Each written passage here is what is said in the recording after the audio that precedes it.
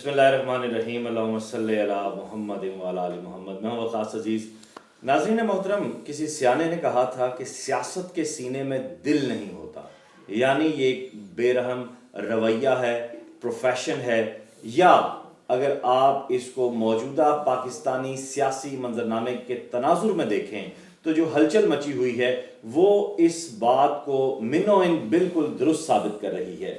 آج میں جس مہمان شخصیت کے ساتھ آپ کی ملاقات کروانے جا رہا ہوں، ان کے بارے میں، ان کے نام اور کام کے بارے میں کسی نے کہا تھا کہ آپ اپنا تعارف ہوا بہار کی ہے۔ ان تک جانے سے پہلے میں 2 جملے مزید کہنا چاہوں گا جو پاکستان تحریک انصاف یعنی عمران خان صاحب کی سیاست اور ان کے نظریے سے براہ راست جڑے ہوئے ہیں۔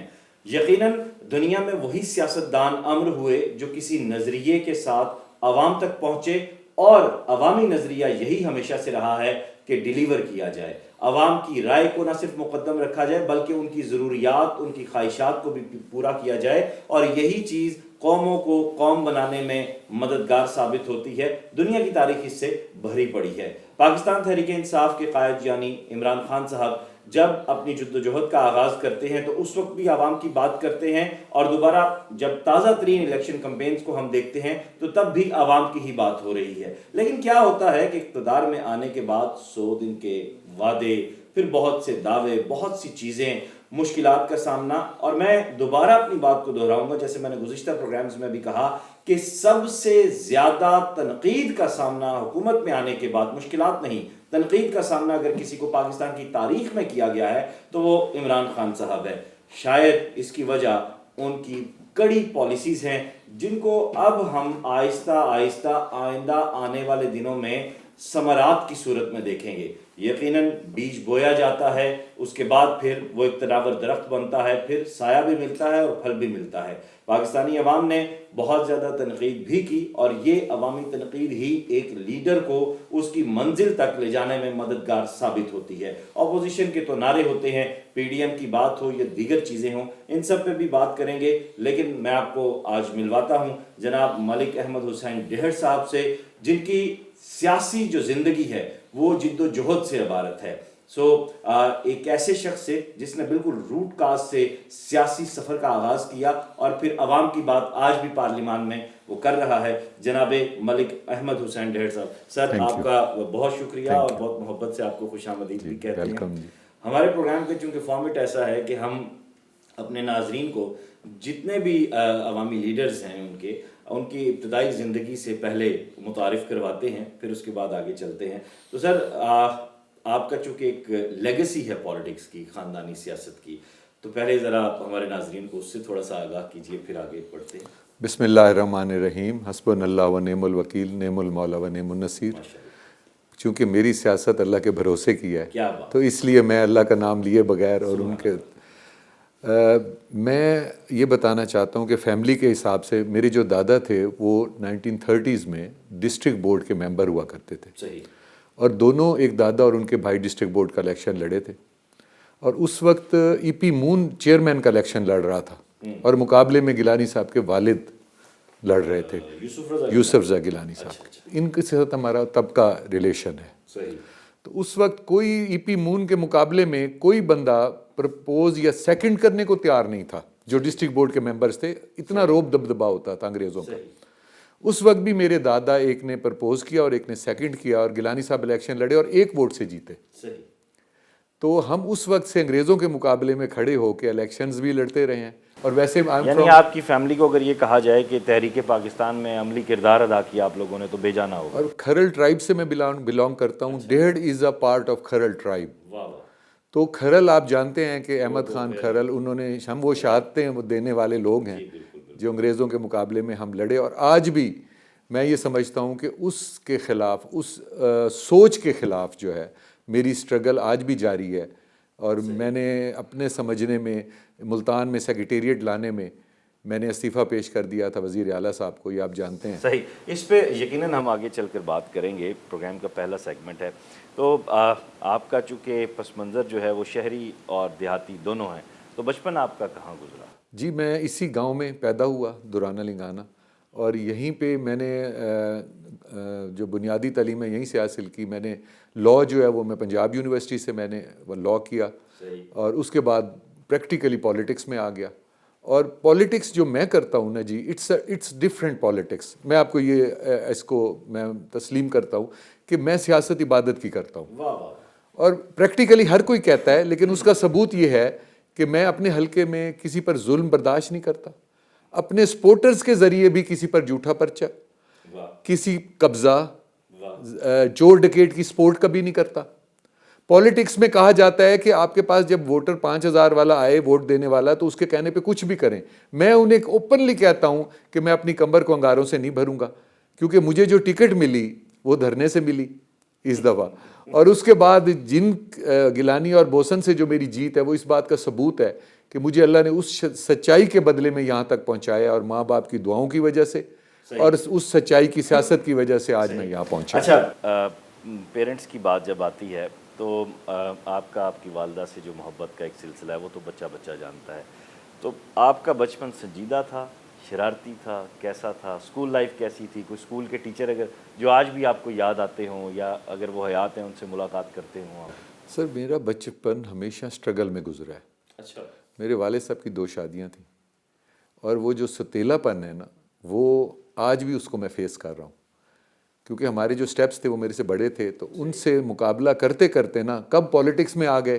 اور جب پالیٹکس میں آئے تو والد صاحب ایک بات کہتے تھے کہ بیٹا, سرائکی میں وہ کہتے تھے کہ بیٹا جیڑے نہیں تیں فخر کیتا نا تو میرا پوتر نہ ہو سیں.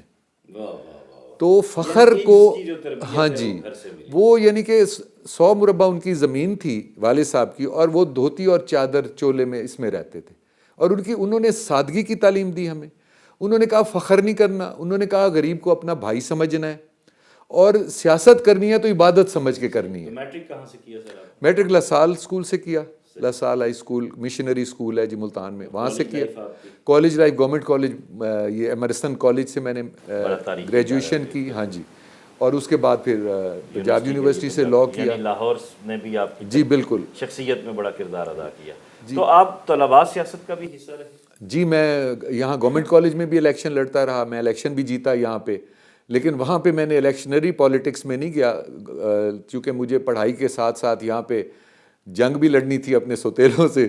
لاء کا جو آپ نے انتخاب کیا, یہ اسی خاندانی بحث مباحثے کی وجہ سے اس کو چنا, یا آپ کے والد صاحب کی خواہش تھی, یا آپ کی اپنی خواہش تھی؟ نہیں, ایکچولی لاء میں نے اس لیے کیا کہ آئی شوڈ نو کہ غریبوں کے اوپر جو ظلم ہو رہے ہیں, کیونکہ میں نے شروع سے جو تربیت پائی ہے والدین سے وہ انصاف اور حق دینے کی پائی ہے. تو میں یہ چاہتا تھا کہ I should know about law, کہ میں نے کل کو زندگی اپنی وقف ہی اسے پہ کرنی ہے کہ میں نے غریب کو انصاف دلانا ہے. اور آج جو میری سٹرگل ہے نا وہ ہے بھی اسی چیز کی. جس دن میں اس دفعہ بھی اسمبلی میں ایز ایم این اے گیا ہوں, تو سب سے پہلے جو میں نے ایک ایم اپنا اٹھایا ہے کہ میں چاہتا ہوں جو جھوٹا پرچہ کسی پہ ہو رہا, وہ جو کسی پہ جھوٹا پرچہ کرے اسی پہ ہو جائے. 182 کی امینڈمنٹ جو ہے وہ میں 2008 سے اس پہ لگا ہوا ہوں. 182 کی امینڈمنٹ میں نے پٹ کی, جس کے پیچھے سٹرگل کر کے اس کو میں کامیاب ہو گیا اب اس کو امپلیمنٹ کرانے میں. صحیح, یہ بہت بڑی کامیابی ہے, مبارک ہو آپ کو. پیپلز پارٹی کے ساتھ آپ کا بڑا ایک گہرا لونگ ریلیشن ہے, آغاز ہی پیپلز پارٹی سے کیا؟ میری پالیٹکس کا جوائن کرنے کی آغاز ہی بے نظیر بھٹو جو ہیں شہید, آج بھی میں ان کی دل سے عزت کرتا ہوں. اور اگر بے نظیر بھٹو شہید آج زندہ ہوتی تو پیپلز پارٹی کی یہ شکل نہ ہوتی جو آج ہے. یہ تو ایک ڈیفینیٹ سی بات ہے. کس سال میں آپ نے جوائن کی؟ میں نے لیٹ 80s میں کی. صحیح. اور میں یہ سمجھتا ہوں کہ بی بی سے جو میرا رشتہ تعلق تھا, ساؤتھ پنجاب میں کوئی بھی ٹاسک ہوتا تھا وہ میرے ذمہ لگاتی تھی. کتنی ملاقاتیں رہی ہیں آپ؟ سر میں فیڈرل کونسل کا ممبر, میں ان کا ایک کوارڈینیشن کمیٹی بنائی تھی جب وہ ایگزائل میں تھی, اس کا مجھے ممبر بنایا انہوں نے. اور اس کے بعد میں ان کا ملتان ڈویژن کا پریزیڈنٹ بنایا, اگینسٹ ہائی لیڈرز بہت ہائی اپس تھے ان کے مقابلے میں مجھے بنایا. اور پھر میں نے جو محنت کی, میں نے ان کے لیے میں اس وقت ہیومن رائٹس کمیشن کا لائف ممبر تھا, میں امنسٹی کا پریزیڈنٹ تھا, امنسٹی انٹرنیشنل ملتان چیپٹر کا. تو ان کے کیسز کے لیے ہم نے بڑا کچھ کیا. اور آج بھی میں کہتا ہوں کہ وہ جو ہیں, جو ان کی پریکٹیکل شکل ہے وہ عمران خان میں دیکھتا ہوں. اچھا چلیں, یہ تو ایک خیر آپ نے بہت ہی بڑی بات کر دی ہے. پہلی ملاقات آپ کی بیوی سے کب ہوئی, کہاں ہوئی, کچھ یاد ہے؟ سر پہلی ملاقات جب ملتان میں وہ آئے تھے ایک جلسے میں 88 میں شاید، تو اس میں وہ میری گاڑی پہ گئے تھے جلوس پہ نا، تو میری اس وقت میرے پاس پجیرو تھی تو اس پہ وہ میرے ساتھ گئے تھے، تو اس گاڑی میں میری ان سے پہلی ملاقات ہوئی تھی اور میں ان سے بہت امپریس ہوا تھا. اور مجھے یاد ہے میں نے ان کے جب بازو دیکھے تھے اتنے تھے اور اتنے نحیف تھے کہ میں نے دیکھا کہ یہ پتہ نہیں کس دنیا کی مخلوق ہیں. اور سر میں قائل تھا کہ وہ سنتی سب کی تھیں، کرتی اپنی مرضی تھی. ان میں جو ڈیسیژن پاور تھا نا وہ بہت اسٹرانگ تھا. اور میں نے تو ایسے ایسے موقع دیکھے ہیں کہ زرداری صاحب کے ساتھ وہ بحث کر رہی ہوتی تھیں اور مجھے کہتی تھیں کہ جو میسج یہ لے کے آیا ہے نا پاکستان سے، اس وقت لنڈن میں تھیں، تو کہتی تھیں یہ جو کہہ رہا ہے نا یہ ماسز کی باتیں کر رہا ہے اور ہمیں اس کے مطابق چلنا چاہیے. وہ اس طرح چیزوں کو ابزارو کرتی تھی. She was a legend. صحیح. کوئی تاریخی واقعہ، کوئی تاریخی یاد آپ کی ان کے ساتھ جڑی ہوئی ہو؟ سر میں ایک دفعہ فیملی کے ساتھ بی بی کے ساتھ پاس گیا تو انہوں نے مجھے کہا کہ میں ایک میٹنگ پہ گیا ہوا تھا فیڈرل کاؤنسل کی، تو انہوں نے کہا جی آپ اکیلے آئے؟ میں نے کہا جی فیملی میری بیوی بھی ساتھ. تو انہوں نے میری مسز کو اور مجھے کھانے پہ بلایا. تو انہوں نے میری مسز کو کہا کہ اگر ڈیڑھ صاحب جیسا مجھے کوئی ڈویژنل پریزیڈنٹ 2-3 اور مل جاتے تو میں اپنا پنجاب سنبھال لیتی. اب بیوی تو یہ دیکھتی ہے کہ صبح سے رات تک یہ جاتے ہیں اور کر کے آ جاتے ہیں واپس. اس کے سامنے بیوی کی میری تعریف کرنا اور مجھے ایڈمائر کرنا، میں زندگی میں یہ عزت افزائی نہیں بھول سکتا جو انہوں نے. آنکھوں میں ان کے تذکرے کے ساتھ جو آنسوؤں کی چمک ہے وہ یہ آپ کی محبت ان سے بتا رہی ہے. چونکہ ہمیں بریک کی جانب بھی بڑھنا ہے، سو بیوی کے ساتھ جو آپ کی ملاقات کا رویہ ہے اس چیپٹر کو اینڈ کرتے ہیں. جب ان کی شہادت ہوئی بہت ہی تکلیف دہ وہ وقت تھا اور ان ایکسپیکٹڈ تھا پورے پاکستان کے لیے. وہ لوگ بھی جو ان کے سیاسی مخالف تھے وہ بھی جو ہے اس لمحے رو پڑے تھے. تو آپ کہاں تھے اس وقت؟ اس وقت میں کمپین کر رہا تھا 2008 کے الیکشن میں. ایم پی اے کی مجھے انہوں نے ٹکٹ دی تھی اور مجھے ٹکٹ دی بی بی نے. اگر بی بی نہ ہوتی تو شاید مجھے ٹکٹ بھی نہ ملتی. تو میں اس وقت ایم پی اے کی کمپین کر رہا تھا اور ہم اتنے پیک پہ پہنچ چکے تھے. اور بی بی تھوڑے دن پہلے آئی تھی لودھرا میں، جس میں ایز اے ڈویژنل پریزیڈنٹ میں بھی اسٹیج پر تھا. لودھرا میں وہاں وہ تھیں. اور میں نے آپ کو ایک واقعہ بتاؤں، جب لودھرا میں آئیں بی بی اور تو اسٹیج پہ ٹائم سے پہلے آ گئیں اور لودھرا کا جلسہ جو تھا اس میں 20% بندے تھے. جیسے بی بی اسٹیج پہ آئیں تو اوور ویلمنگ لوگ اکٹھے ہو گئے. یہ اللہ نے ان کے کوئی رحمت کی ہوتی تھی کہ کرزما تھا ان میں. لیکن میں اس بی بی کے ذکر کے ساتھ آج یہ کہنے پہ میں آر نہیں سمجھوں گا کہ بی بی میں جو اب کرزما آ چکا تھا نا اس کی پریکٹیکل امپلیمنٹیشن میں نے عمران خان میں دیکھی ہے. صحیح. میں یہ خوشامد نہیں کر رہا، میں دل میں کہہ رہا. بلاول میں کیوں نہیں دیکھی؟ ان کے اوپر جو سایہ ہے نا زرداری صاحب کا، وہ انہیں پھلنے پھولنے نہیں دے رہا. کیونکہ زرداری صاحب نے آ کے پارٹی کو بٹھا دیا. میں سچ کہوں گا. لیکن جو بلاول صاحب ہیں وہ ان کے بیٹے ہیں، اللہ کرے کبھی وہ شاید ابھر آئیں. لیکن فی الحال وہ جو آخری ایک جملے میں کیا بلاول کا سیاسی فیوچر دیکھتے ہیں آپ؟ سر زرداری صاحب سر پہ موجود ہونے کے بعد میں سمجھتا ہوں کہ وہ جیسے بڑا درخت ہو نا تو نیچے والا پودا مرجھا جاتا ہے، تو میں کہوں گا وہ مرجھا جائیں گے. حالانکہ وہ عوامی رویہ رکھتے ہیں. میں بلاول سے بھی اتنا پیار کرتا ہوں کہ جب یہ پہلی دفعہ ملتان میں آئے تو 25,000 کا جلسہ میں نے اپنے حلقے میں کروایا تھا اور آج بھی وہ کہتے ہوتے ہیں مجھے یہ بات. لیکن میں یہ سمجھتا ہوں کہ اب پیپلز پارٹی کو جس طرف چل پڑے ہیں نا، تو میں سمجھتا ہوں کہ یہ پیسہ سے جب سے پیسے کی طرف گئے ہیں اور پھر گیلانی صاحب نے جو اربوں روپیہ جو ان کے بچوں نے، میں گیلانی صاحب اس سب کے اوپر یہ بات قطع کلامی کی معافی، بہت اہم بات ہے، یہ بہت اہم واقعہ ہے. ادھر ادھر نہ ہوئیے گا کیونکہ آپ کی ملاقات ملک احمد حسین ڈہڑ جیسے ایک درد دل رکھنے والے سیاستدان سے ہم کروا رہے ہیں. سو بڑی باتیں ابھی ہونی ہیں، میرے ساتھ رہیے گا.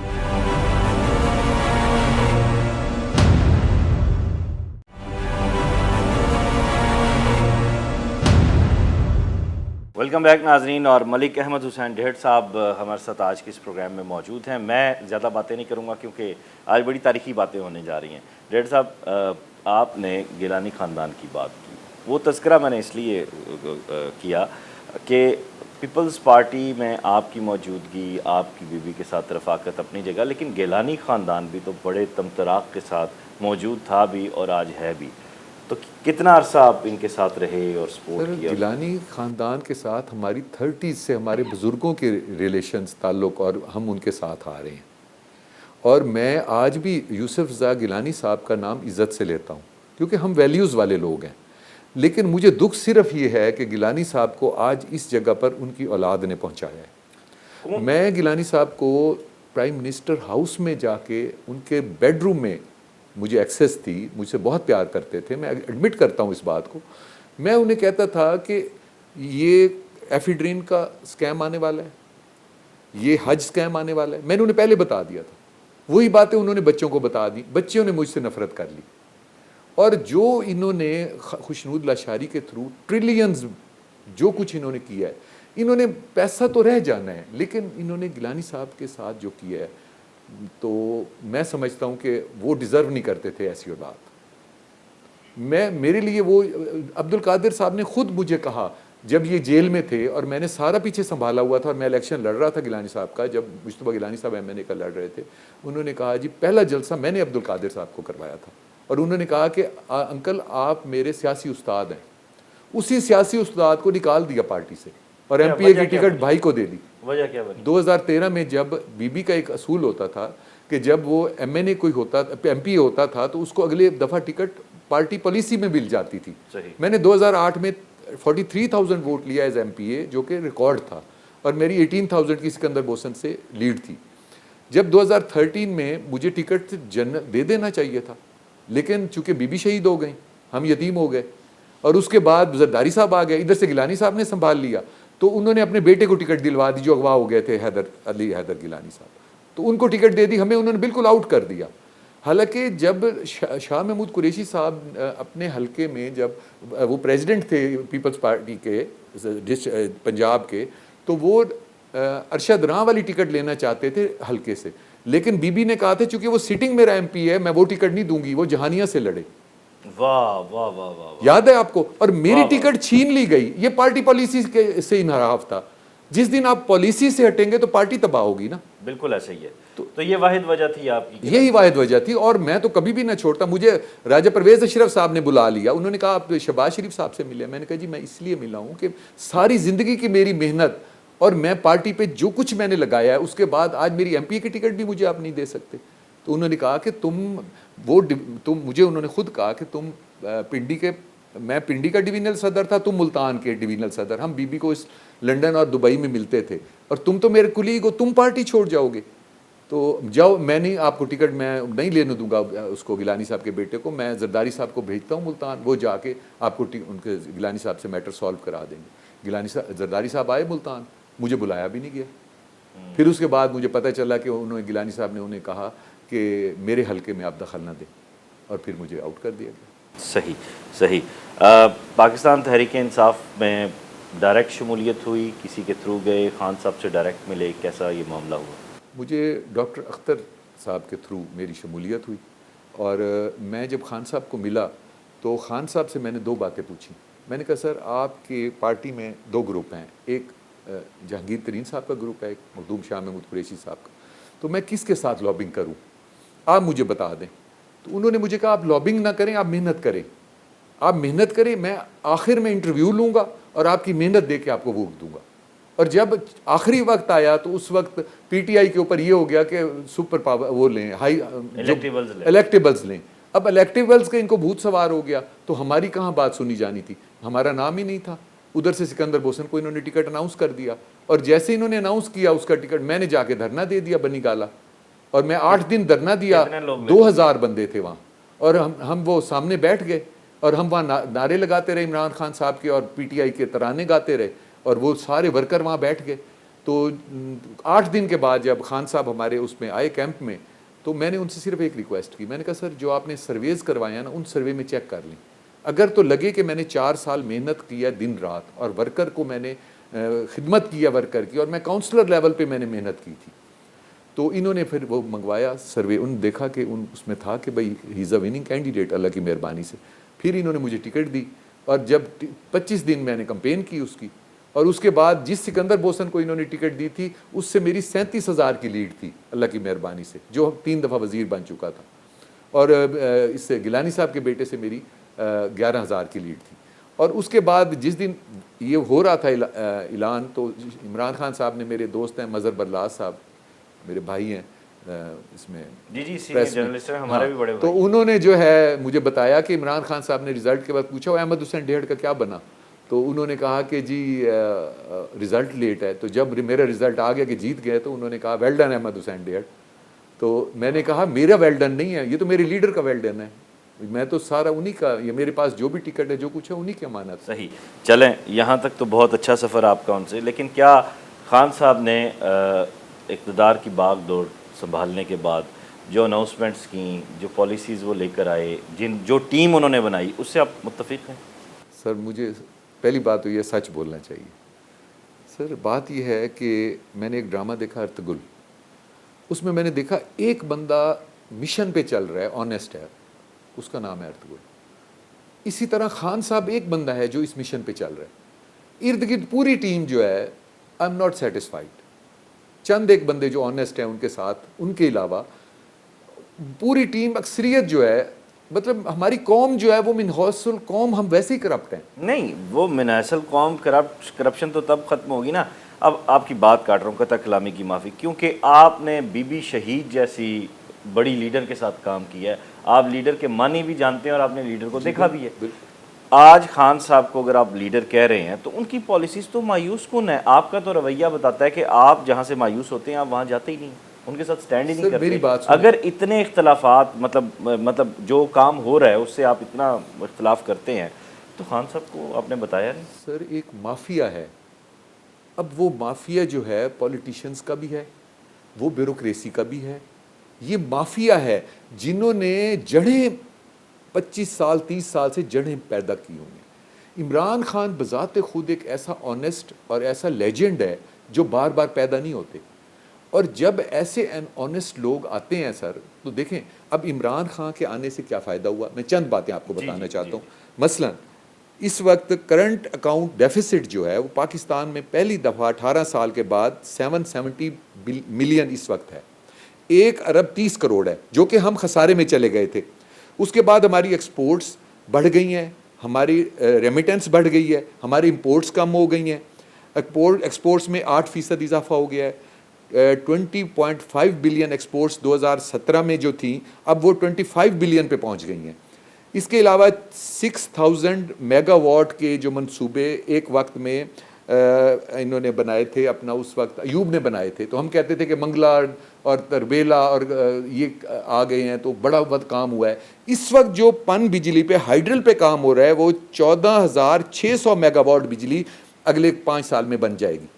اور یہ اتنا بڑا کام ہے, اس میں یہ منصوبے تو گزشتہ حکومتوں کی چلے نہیں سر. بھاشا ڈیم, واسو, سکھ کناری, کروٹ اور منڈا ڈیم, یہ وہ چیزیں ہیں جو یہ تو پہلے منصوبے شروع ہوتے رہے, دوسری حکومتوں میں ختم ہو جاتے رہے ہیں. پہلے بھی تو پاکستان بنا ہے. اگر اس کو سیریسلی عمران خان ٹیک اپ کر کے اس کو کامیاب نہ کراتے اور نیک نیتی, اب یہ منصوبے ابھی بھی شاید 5 سال میں مکمل نہ ہو, 6 سال میں ہو, تو کریڈٹ اگلی حکومت لے جائے گی.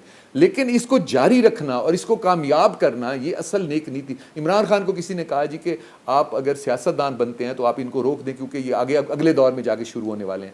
تو انہوں نے کہا کہ میں سیاستدان نہیں ہوں, میں لیڈر ہوں, میں قوم کا لیڈر ہوں. تو میں یہ کہنا چاہ رہا تھا کہ جب ایک لیڈر کی نیت صاف ہے تو اللہ کی مدد اس کے ساتھ آتی ہے. جتنے سازش کرنے والے لوگ بیچ میں ہیں وہ فیل ہو جائیں گے.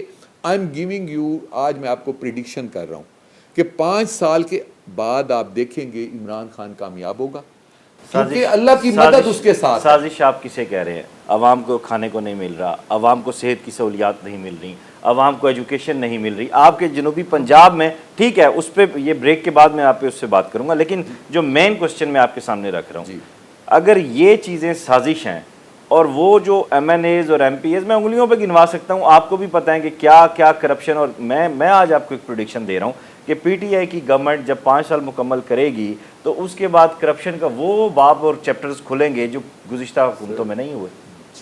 جو کرپشن عمران خان کے سامنے آتی ہے وہ کسی کو معاف نہیں کرتا. یہ ایک ڈر ہے. جب لیڈر کا ڈر ہوگا تو کھلے عام کرپشن نہیں ہوگی. باقی اگر آپ کہیں کہ 25 سال پاکستان 47 سے لے کے آج تک جو کرپشن ہو رہی ہے اور جن کی خون میں کرپشن رس بس گئی ہے ان کو آپ 5 سال میں ختم کر دیں گے, یہ پاسبل نہیں ہے. لیکن سر ہم آنیسٹلی کی طرف چل گئے ہیں. ہم نے اس وقت جو پچھلے بجلی کے معاہدے ہوئے تھے اس میں سے اب کتنی بہتری آ رہی ہے.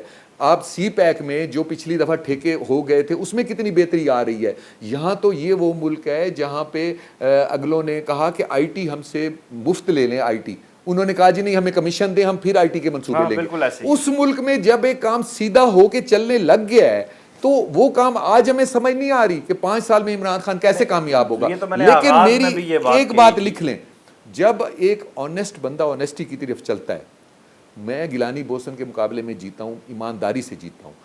عمران خان اس لیے کامیاب ہوگا کہ جب ایک بندہ سچائی کی طرف چلتا ہے تو اللہ کی مدد اس کی طرف چل پڑتی ہے. جس کے ساتھ اللہ کی مدد ہو وہ کبھی ناکام نہیں ہوتا. صحیح. چلے اب ایک شرارتی سے سوال کروں گا کیونکہ 1.5 منٹ صاحب کا ہے, مجھے پتہ ہے اس کا جواب بھی کیا ہے. ملتان کے ایم این ایز جو ہیں وہ آپ کے خلاف کیوں ہیں؟ سر میں کچھ نہیں جانتا کہ میرے خلاف کیوں ہے. میں نے جنوبی پنجاب کے ملتان میں بنانے کے لیے ایک سٹینڈ لیا. میں نے یہ کہا کہ یہاں سے جو خواتین چھوٹی ملازمین جاتے تھے, جا کے لاہور میں کام کراتے تھے اور بلیک میل ہوتے تھے اور ہراس ہوتے تھے, اب وہ بھاولپور جائیں گی, ہم یہ برداشت نہیں کر سکتے, میرا استعفیٰ لے لیں. میں نے چیف منسٹر صاحب کو, چیف منسٹر صاحب کا میں احسان مند ہوں, وزیر اعظم کا احسان مند ہوں. انہوں نے 8 محکمے یہاں پہ دیے اور جو غریبوں کے محکمے ہیں ہیلتھ, ایجوکیشن, ایگریکلچر, وہ یہیں دیے. اب میری وہ مائیں بہنیں جو وہاں ہراس ہوتی تھی, وہاں جا کے کام کراتی تھی, وہاں اپنا سب کچھ بیچ کے یہاں سے جاتی تھیں اور وہاں ہوٹلوں میں رہتی تھیں, تو آج وہ یہاں جب کام سکون سے کروا لیں گی. تو میں نے اس کے اوپر اگر سٹینڈ لیا ہے اور میرے ساتھ کوئی M N A M P A نہیں کھڑا ہوا, مجھے اس کی پرواہ نہیں ہے. لیکن میں نے جس کے لیے سٹینڈ لیا میں نے وہ حاصل کر لیا ہے, اور مجھے اس کا اجر ووٹروں سے نہیں چاہیے, لوگوں سے نہیں چاہیے, مجھے اللہ سے چاہیے. کیونکہ میں حسبنا اللہ و نعم الوکیل کا قائل ہوں, جس طرح عمران خان ہے, اور مجھے میرا انصاف میرا اللہ دے گا. اس لیے میں کیا جو پریس کانفرنس آپ کے خلاف ان لوگوں نے کی تھی اس کی وجوہات یہ باتیں تھی ساری؟ سر اب میں اگر اس تفصیل میں جاؤں نا تو ایک نیا پھر ایک اکھاڑا شروع ہو جائے گا. میں صرف یہ دیکھتا ہوں کہ میرے حلقے میں ظلم نہ ہو, جھوٹے پرچے نہ ہو, چوری ڈکیٹی نہ ہو, انصاف ہو, اور اس کے لیے جو راستے میں آتا ہے میں کھڑا ہو جاتا ہوں. اور میں اگر احمد حسین ڈیہڑ اپنے حلقے میں ڈیلیور نہیں کرتا, he should not be the M N A. میں ایم این اے ہوں اور میرے حلقے میں ظلم ہو رہا ہے, میں یہ برداشت نہیں کر سکتا. اس کے مقابلے میں میرا اپنا ایم این اے کھڑا ہے, میرا کوئی ایم پی اے کھڑا ہے, آئی ول ٹیک سٹینڈ. آئی جی کھڑا ہے, کوئی آفیسر کھڑا ہے, میں اس کو سٹینڈ لیتا ہوں. میں اسے کہتا ہوں ڈس آنیسٹ بندہ نہیں چاہیے, مجھے آنیسٹ بندہ لگا دے. میری صرف یہی ڈیمانڈ ہے. کیا بات, اور کوئی ڈیمانڈ نہیں ہے. اور اس کے لیے ساری عمر لڑتا رہوں گا اور غریب کو حق دلواتا رہوں گا, کیونکہ اس میں بڑا سکون ہے. سبحان اللہ. ڈیڑھ صاحب سے بڑی مزے کی باتیں ہو رہی ہیں. یہاں لیتے ہیں ایک بریک کے بعد واپس آتے ہیں اور پھر جنوبی پنجاب کی سیاست اور فلاحی کاموں پہ بات کریں.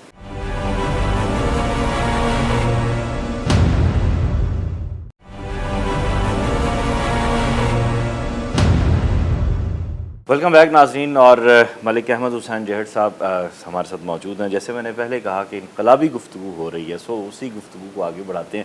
ڈیہڑ صاحب ایم این ایز کی چلیں, آپ نے وہ درگزر کر دیا وہ ساری بات, لیکن پیپلز پارٹی میں بھی آپ نے ضلع کی سطح پہ بھی اور صوبے کی سطح پہ بھی پاکستان کی سطح پہ چیزوں کو لیڈ کیا. یہاں آپ کی جانب سے آپ کے ناقدین یہ کہتے ہیں کہ ایک شکوہ ہے کہ ضلعی سطح پہ جو ورکنگ ہوتی ہے پارٹی پی ٹی آئی کی, اس میں آپ کو اعتماد میں نہیں لیا جاتا, آپ کو اپڈیٹ نہیں کیا جاتا, اور آپ نے بھی کئی جگہ پہ اس بات کا تذکرہ کیا. سر وہ ہمارے جو ڈسٹرکٹ پریزیڈنٹ انہوں نے بنائے ہیں نا, تو ان کا مسئلہ یہ تھا کہ وہ شاہ محمود صاحب کے حلقے میں تھے اور ان کو وہاں پہ وہ ایم این اے کے کینڈیڈیٹ ان کے مقابلے میں کھڑے ہو گئے. اور جب وہ ایم این اے کے مقابلے میں کینڈیڈیٹ کھڑے ہوئے تو حالانکہ ان کا بنتا ہی نہیں تھا وہاں پہ, تو انہوں نے ان کو پھر میرے حلقے میں ایم پی اے کی ٹکٹ ان کو دی گئی. اب جب ایم پی اے کی ٹکٹ یہاں دی گئی تو وہ یہاں رہنے والے ہی نہیں تھے, تو یہ سیٹ ہم ہار گئے. اب ان کو پھر صدر بنا دیا گیا. اب وہ جو ہیں ظاہر ہے, اب جو بندہ انہوں نے پھر جتنے بھی عہدیدار بنائے ہم سے پوچھا بھی نہیں. اچھا, اب پارٹی جو ہے وہ ڈاؤن فال کی طرف چلی گئی. اب میں چونکہ میرا تو خود کا تجربہ تھا کہ انہوں نے جو ہے میں نے تو ڈویژنل پریزیڈنٹ میں بی بی نے مجھے اپریشیٹ کیا تھا, اور میں تو پارٹی کو ماسز کو جانتا تھا اور ایسے ایسے لوگوں کو ہم وہ کرتے, لیکن انہوں نے مجھے نہیں سمجھا اس قابل کہ میں پارٹی کی پالیٹکس میں آؤں. تو میں نے کبھی پھر انٹرفیئر نہیں کیا, کیونکہ دیکھیں میں پارٹی کی بہتری کے لیے ایم این اے بناؤں تو پارٹی کی بہتری کروں گا. میں گروپنگ بنا لوں, میں مقابلے بازی شروع کر دوں, مجھے زیب نہیں دیتا. اس لیے میں خاموشی سے اپنے کام سے مطلب رکھتا ہوں. اور میں جو ہے اب کسی کو صرف یہ ہے کہ جہاں بے انصافی ہوتی ہے اس پہ آواز ضرور اٹھاتا ہوں, باقی میں کسی کے معاملات میں دخل نہیں دیتا. صحیح صحیح. شاہ صاحب سے آپ کی، شاہ محمود قریشی صاحب سے جو سیاسی اختلافات ہیں اس کی کیا وجہ رہی؟ سر دیکھیں وہ ایک غلط فہمی ہوئی تھی. ایک انٹرویو میں نے بات کی تھی کہ جو کرپشن ہے ملتان میں وہ جو ہے ان کے جو مثلا جو ہمارے منسٹرز ہیں ان کے جو نیچے دوست ہیں وہ بندے ایسے لگواتے ہیں جو کرپٹ ہوں. میں نے کبھی یہ نہیں کہا کہ مخدوم شاہ محمود قریشی صاحب خود کرپٹ ہیں، اور میں یہ دعوے سے کہتا ہوں کہ سیاست دانوں میں وہ بالکل کرپٹ نہیں ہے. ہی از این آنیسٹ پولیٹیشین. لیکن نیچے جو ورکر ہیں نا ان کے کام غلط ہیں. صحیح. اور وہ مس انڈرسٹینڈ کیا گیا کہ میں نے شاہ محمود صاحب کو ہم ویلیوز والے لوگ ہیں، ہم کسی کے خلاف ایسے بات نہیں کرتے. ہاں یہ مجھے ضرور تھا کہ فنڈز کے بارے میں اور سارے چیئرمین جو ہیں اس میں ہمیں حصہ نہیں ملا، اور اس میں جو ہے بہت ساری ایسی چیزیں ہیں جس میں مجھے حصہ نہیں ملا. پھر میں نے وزیر اعظم صاحب سے ریکویسٹ کی، انہوں نے مجھے چیف منسٹر صاحب سے کہا، اور اس میں سے کافی حد تک مجھے اکوموڈیٹ کر دیا گیا ہے. اور باقی بھی جو رہتا ہے مجھے امید ہے کہ اس میں مجھے حق پورا ملے گا، اور مجھے وزیر اعلیٰ صاحب پہ پورا اعتماد ہے. صحیح. اور مجھے اب شاہ محمود صاحب سے بھی کوئی شکایت نہیں. صحیح. آپ نے ایک جگہ تذکرہ کیا تھا کہ جہانگیر ترین صاحب نے پارٹی میں جان ڈالی لیکن سازشوں کا شکار ہوئے. ذرا یہ سازشوں کا شکار، یہ ٹکڑا ذرا تھوڑا ایلیبوریٹ کر دیں. دکھتی رگ پہ ہاتھ نہ رکھیں. نہیں تھوڑا سا. اگر مجھے پی ٹی آئی سے کوئی گلہ ہے تو وہ صرف یہی ہے کہ جو کچھ ہم نے جہانگیر ترین کے ساتھ کیا ہے اللہ نہ کرے کہ ہمیں اس کا کوئی نقصان ہو. سر دیکھیں میں ایک بات آج آپ کو ریکارڈ میں کہتا ہوں کہ 2002 کی بات ہے، جب اس وقت بھی پیپلز پارٹی کو کسی حد تک اکثریت ملی اور یہ کہا گیا کہ آپ پنجاب میں حکومت بنا دیں، تو انہوں نے 2002 کی بات نہیں 2008 کی بات ہے شاید، تو وہ پنجاب میں حکومت وہ سینٹر میں بنا گئے 2008 میں، اور پنجاب میں نہ بنا سکے کیونکہ یہ کور نہیں کر سکے. حالانکہ اس وقت کوئی بندہ سٹرگل کرتا تو یہ کور ہو جاتے. ترین صاحب نے پرسنلی محنت کر کے فیڈرل اور پنجاب گورنمنٹ بنانے میں انہوں نے اپنے آپ کو فنا کر دیا. اور آج ہم نے ان کے ساتھ کیا کیا؟ میں یقین کریں کوئی ناراض ہو سر اس طرف جائیں گے نا تو پھر ہم پی ایم ہاؤس یا سیکریٹریٹ گھس ہی نہیں سکیں گے. اب مجھے اس قابل نہ کریں کہ میں وہاں مجھے وہ اندر بھی نہ آنے دیں. لیکن کہنے کا مقصد یہ ہے کہ اس بندے کے ساتھ یہ نہیں کرنا چاہیے تھا جو ہو گیا تھا. آج ہماری پارٹی کو اگر کوئی بد دعا ہے تو وہ جہانگیر ترین صاحب کی ہے. اس کا دل ہم نے توڑا ہے. میں خان صاحب سے اپیل کروں گا کہ اس بندے کو گلے سے لگائیں اور وہ بندہ جو ہے اس کو ساتھ لے کے چلیں اور جو ہمارے سارے مسائل ہیں یہ حل ہو جائیں. صحیح صحیح. یہ ایک ویژن کی بات ہے اور ویژنری اپروچ جو ہے وہی انسان کو آگے لے کر چلتی ہے اور آگے بڑھاتی بھی ہے. جنوبی پنجاب سیکریٹریٹ کے حوالے سے آپ نے ایفرٹ کی، لیکن آپ کا یہ کلیم اپنی جگہ درست، ہم مانتے ہیں، سے ایگری کرتے ہیں، لیکن یہاں کے جو مقامی ایم این ایز ہیں وہ یہ کہتے ہیں کہ ہم یہاں پر لے کر آئے، اور ان میں سے کچھ لوگوں نے میرے پروگرام میں پہلے تذکرہ بھی کیا، ڈائریکٹ کریڈٹ بھی لیا، تو یہ ایک مخمصہ عوام کو کنفیوژن. سر دیکھیں میرا مقصد تھا سیکریٹریٹ ملتان آئے، مجھے کریڈٹ نہیں چاہیے. میں آپ کو ایک مثال سناتا ہوں. ایک جج کے پاس ایک بچہ رکھا گیا، اس کے سامنے 2 عورتیں تھیں، وہ کہتی تھی یہ میرا بچہ ہے. یہ بڑا تاریخی واقعہ. جج نے کہا کہ اس کو درمیان سے آدھا کر کے نا آدھا اس کو دے دیں، آدھا جو اصل ماں تھی اس نے کہا پورا اسے دے دیں. سر یہ سارا کریڈٹ ان کو دے دیں، مجھے کریڈٹ نہیں چاہیے. میری ان سے یہ ڈیمانڈ ہے جو آدھا سیکریٹریٹ ملتان میں آیا ہے وہ بہاولپور سے پورا لے کے آئیں، میں سارا کریڈٹ ان کو دیتا ہوں. کیونکہ بہاولپور میں سیکریٹریٹ فیزیبل نہیں ہے. میں آج بھی آپ کو کہتا ہوں پورا سیکریٹریٹ ملتان میں ہونا چاہیے، کیونکہ ملتان میں انٹرنیشنل ایئرپورٹ ہے، اس کی 5000 سال پرانی تاریخ ہے اور یہ ڈیزرو کرتا ہے. بہاولپور ڈیزرو نہیں کرتا. میں کہتا ہوں جتنے انسٹیٹیوشنز ہیں، جتنا اس میں وہ گیلانی صاحب نے کام کر کے اس کو اپ گریڈ کیا ہے، اس میں کوئی شک نہیں ہے.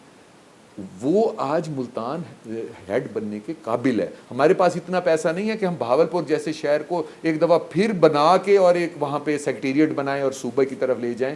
اتنا پیسہ نہیں ہے ہمارے پاس ملک میں. ایک بنا بنایا شہر موجود ہے، اس کو صوبہ بنائیں اور اسی کو ایک ہی کو صوبہ بنائیں. اگر یہ صوبہ بنانے میں میرے M N As M P A struggle کرتے ہیں اور کر دیتے ہیں تو میں اپنے کوئی کریڈٹ مجھے نہیں چاہیے. مجھے ملتان میں اچھا صوبہ بننے کی جہاں تک بات ہے، ذرائع کا یہ بھی کہنا ہے کہ کچھ 2-3 بڑے جو سیاسی خاندان ہیں جنوبی پنجاب کے وہ صوبہ بننے میں رکاوٹ ہیں.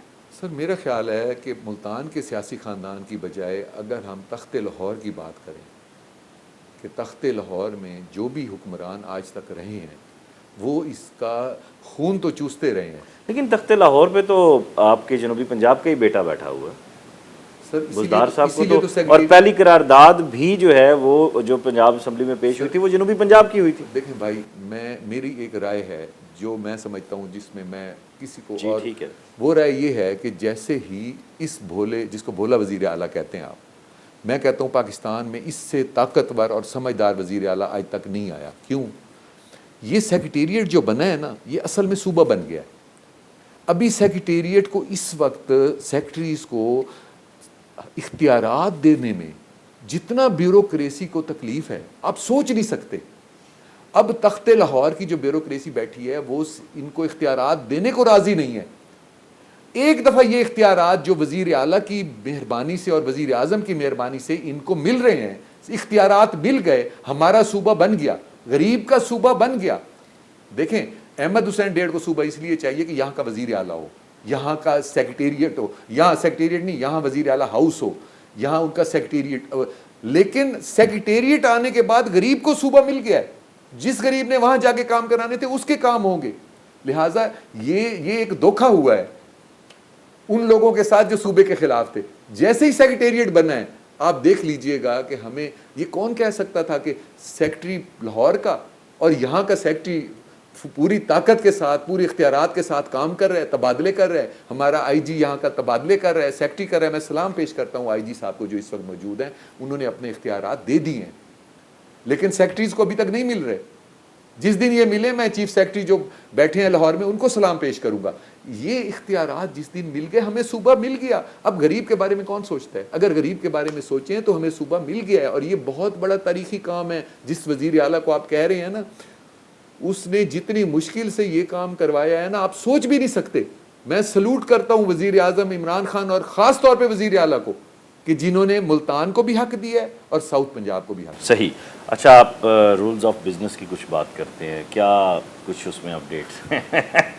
آپ دکھتی رات کو ضرور چھیڑنا ہے آپ. دیکھیں میرا کام ہے سوال کرنا. سر ایک بات بتائیں, ایک سیکٹری بیٹھا ہے اور اس کی ایسی حیثیت ہے کہ ہم جب اس کے پاس کام کے لیے جاتے ہیں وہ کہتے ہیں جی لاہور سے کروائیں. اتنا دکھ لگتا ہے. اور جناب سیکٹری کو اس کے ساتھ جو بیٹھے ہیں اس کے, یعنی کہ یہاں جو ای ڈی او بیٹھا ہے وہ نہیں پوچھ رہا سیکٹری کو ہاؤسنگ گھر نہیں دیا جا رہا, اس کو گاڑی نہیں دی جا رہی, اس کو رسپیکٹ نہیں دی جا رہی. ایسا یہ کیوں ہو رہا ہے؟ مجھے دکھ ہے اس بات کا. اور یہ کس کا قصور ہے؟ یہ وزیر اعلیٰ کا قصور نہیں ہے. وزیر اعلیٰ اپنی پوری سٹرگل کر رہا ہے, لیکن میں سر آپ کو ایک بات بتاؤں, یہ ایک مافیا ہے جس نے پاکستان کو جکڑا ہوا ہے ایسے. صحیح. اچھا, چونکہ پروگرام اختتام کی جانب جا رہا ہے تو آسامیوں کے حوالے سے آپ نے بات کی, اس پہ بھی ذرا ہمارے دیکھنے والوں کو بتائیے. جابز کے بارے میں؟ جی, لاہور سے آپ فنڈز بھی لائے ہیں, آسامیاں بھی کچھ اس طرح کی جابز سیکریٹریٹ آئے گا. جس طرح سیکریٹریٹ جس وقت یہ کام شروع کرے گا تو یہاں بے شمار جابز آئیں گی, لیکن سیکریٹریٹ کے کام ویسے تو نہیں آئیں گی 1 کروڑ نوکریوں کی طرح. سر 1 کروڑ نوکری آ گئی ہے, سمجھنے والے نہیں سمجھ رہے. سر جو احساس پروگرام ہے اس کے تحت یہ جو قرض لونز مل رہے ہیں, گھروں کے مل رہے ہیں, بزنس کے مل رہے ہیں, 1 کروڑ لون ایک بندے کو مل رہا ہے, تو وہ جو بندے کام کریں گے, وہ جو جابز لگیں گی, وہ جابز نہیں آئیں گی. جو سر اس وقت کرونا میں کام ہوا ہے اور احساس کی جتنی مدد اس دفعہ ہوئی ہے, سر یہ اتنے بڑے کام ہوئے جو آپ سوچ نہیں سکتے تھے. پہلے اس سپت سے پیسے کھا لیے جاتے تھے, اب یہ ڈائریکٹ غریبوں کو ملے ہیں. پھر آپ دیکھ لیں اس کے علاوہ جو ان کا کام ہوا ہے, کیا نام ہے, ہاں, جو یہ لوگ بھوکے سوتے تھے آج وہ 3 وقت کی روٹی مل رہی ہے, انہیں شیلٹر مل رہا ہے.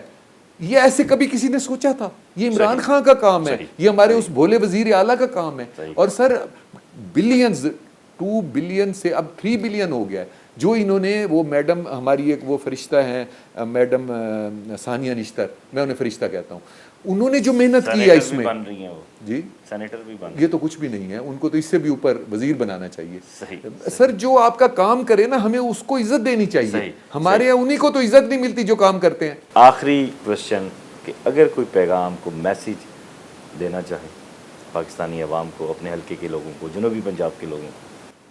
سر میں عوام کو صرف یہ کہنا چاہتا ہوں کہ جس لیڈر کی نیت صاف ہے, اور حسبنا اللہ و نعم الوکیل، اور اللہ پہ بھروسہ ہے، وہ لیڈر کبھی ناکام ہو ہی نہیں سکتا۔ آپ مہنگائی سے نہ ڈریں، آپ ان مشکلات سے نہ ڈریں، ہمارے لیڈر کو فیل کرنے کے لیے سازشیں کی جا رہی ہیں۔